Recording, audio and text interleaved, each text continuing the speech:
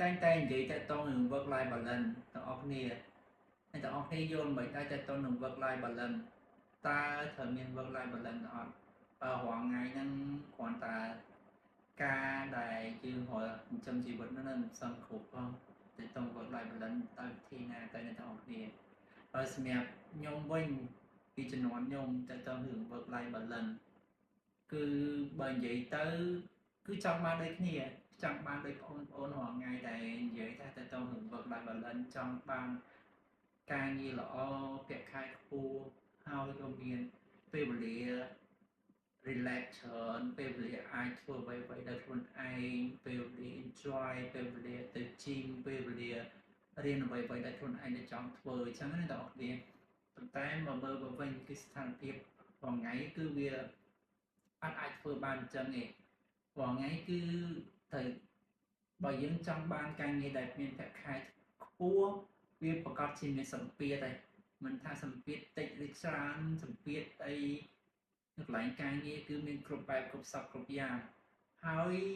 មិនថាសម្ពាធទេគឺតកតងនឹងការ overworking culture ហ្នឹងតែងតែមានហ្មងជាជាក់ស្ដែងគឺខ្ញុំធ្លាប់អ្នកទាំងអស់គ្នានៅកាលមុនខ្ញុំធ្លាប់នៅធ្វើនៅធនាគារមួយកន្លែងគាត់ខ្ញុំធ្វើការងារគឺ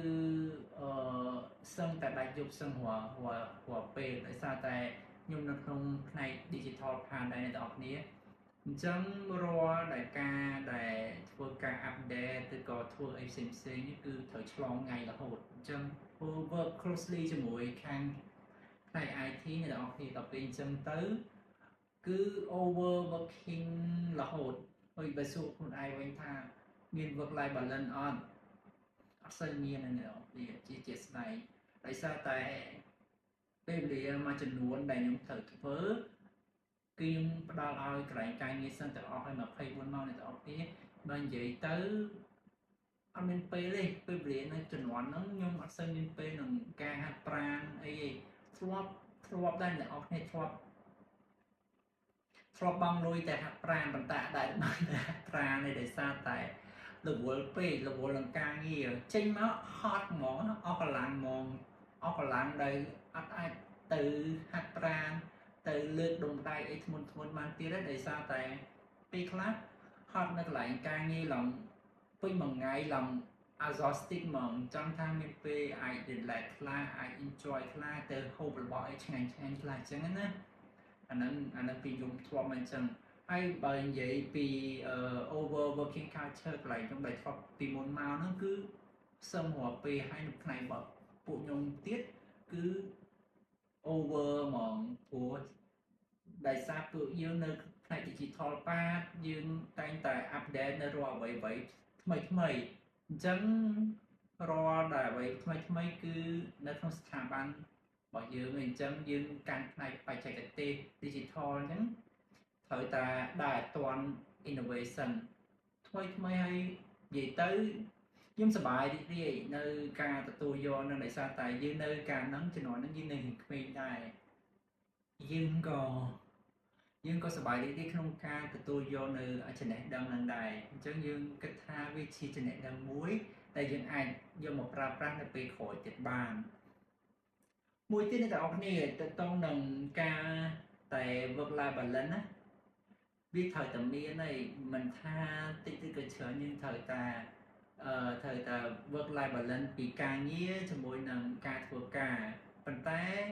យើងនិយាយជារួមមកអ្នកដែលធ្វើការនៅស្រុកខ្មែរយើងកម្រមាន work life balance ណាអ្នកខ្លះវិញគាត់ធ្វើការឡើងសឹងតែលើ12ម៉ោងក្នុងមួយថ្ងៃ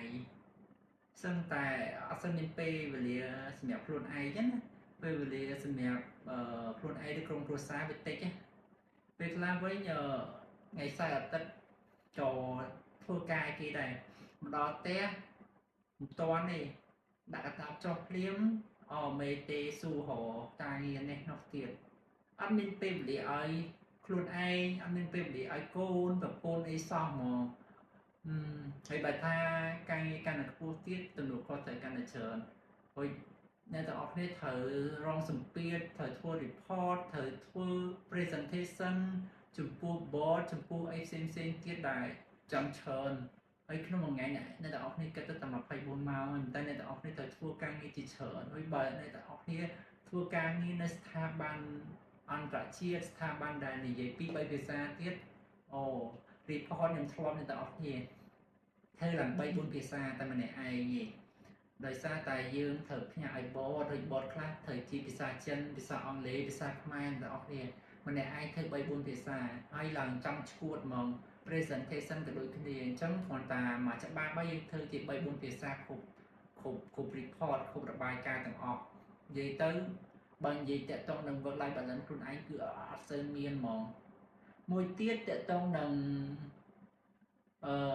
ពេលវេលាសម្រាប់ក្រុមគ្រួសារនៅក្នុងជំនាន់ហ្នឹងខ្ញុំនិយាយមែនអត់សូវមានពេលវេលាឲ្យប៉ាម៉ាក់ឬក៏បងប្អូនជុំគ្នាទៅញ៉ាំអីជុំគ្នាប៉ុន្តែខ្ញុំអាចមានដែរមានយូរម្ដងនៅពេលដែលចុងសប្ដាហ៍ញ៉ាំអីសាច់អាំងអីជាមួយគ្នាអញ្ចឹងណាប៉ុន្តែវាមិនអត់ទាំងអស់ទេមិនតែគ្រាន់តែនិយាយជារួមមកនៅតែមិនសូវមានច្រើនទេដោយសារតែខ្ញុំហ្នឹង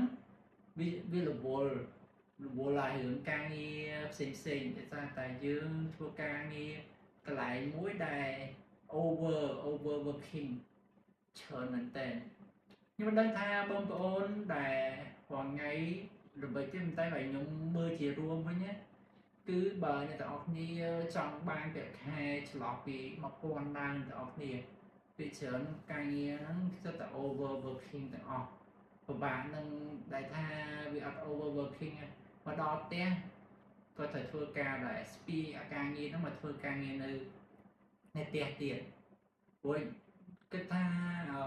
អាហ្នឹងជាសម្ពាធឬក៏អីអត់តាមពិតអត់មានណាគេចង់ធ្វើដោយសារតែខ្ញុំខ្លួនឯងធ្លាប់គិតតែចេះថាអូចេះលំខ្លួនឯងថាធ្វើទៅតែតន្តិចទៀតទៅយើងសងបានលុយកាក់មួយចំនួនទៅយើងអាចរកស៊ីអីបានអីចឹងតាមពិតចិត្តតែលួងខ្លួនឯងតែទោះបីជាធ្វើការមួយក៏ដោយពីមួយឆ្នាំទៅឆ្នាំនៅធ្វើការដដែលគឺអត់មានទៅណាផ្សេងនៅធ្វើការអីគេដដែល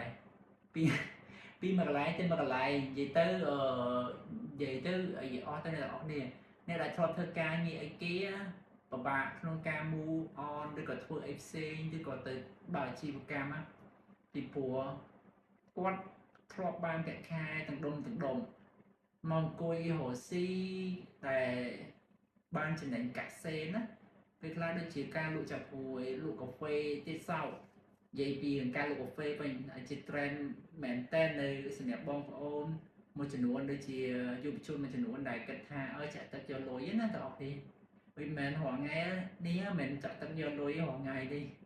អ្នកទាំងអស់គ្នាឃើញអត់កាហ្វេគឺព្រមព្រៀបទាំងអស់ហ្មងពីមួយទៅមួយគ្រាន់តែមកផ្លូវมันក្រោម10ហាងកាហ្វេទេមានហាងកាហ្វេទូចផងតូចកាហ្វេផងច្រើនមែនតើអញ្ចឹងគឺ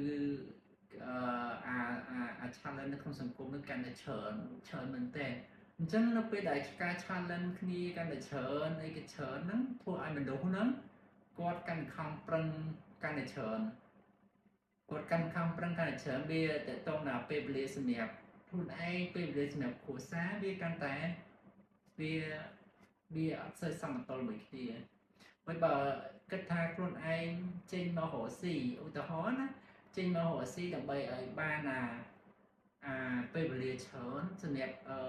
financial freedom អីចឹងណាឬក៏ពេលវេលាច្រើនសម្រាប់ខ្លួនឯងអ្នកនរគ្នាគុំសម័យបើសិនជាអ្នកនរគ្នាធ្វើការឲ្យគេថាប៉ុណ្ណឹងរវល់ប៉ុណ្ណឹងណាបើអ្នកនរគ្នាចេញមកធ្វើការរកស៊ីខ្លួនឯងវិញហើយគ្រាន់តែជាអាជីវកម្មតូចតាចទេណាឧទាហរណ៍ថាលក់កាហ្វេឬអីតិចតួចអ្នកនរគ្នាហ៊ានឈប់ទេជឿខ្ញុំអត់ហ៊ានឈប់ទេអ្នកនរគ្នានឹងមិនហ៊ានឈប់ទេដោយសារតែខ្លាចខាតខ្លាចអីចឹងមួយចំនួនចឹងទៅអាហ្នឹងគឺ